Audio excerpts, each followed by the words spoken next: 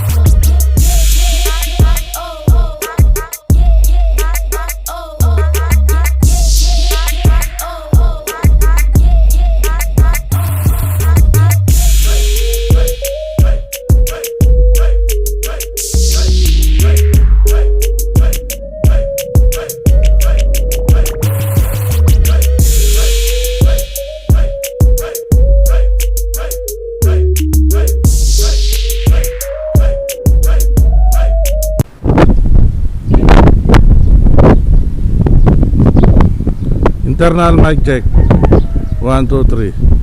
Naka-off po yung wind noise reduction nya. Malakas yung hangin. Mic check 1, 2, 3.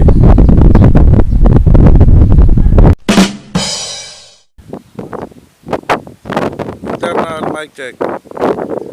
Naka-on po yung wind noise reduction nya. Malakas po yung hangin. Mic check 1, 2, 3.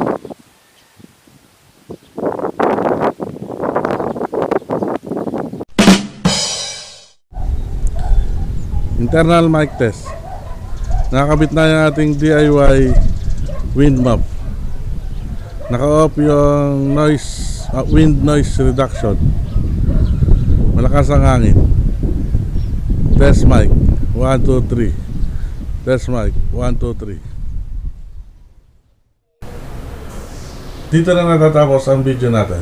Please comment down below kung ano masasabi nyo sa video natin. Please like and share. At huwag nyo rin kalimutan mag-subscribe kung hindi pa kayo nakasubscribe sa channel ko. Sana may natutunan kayo.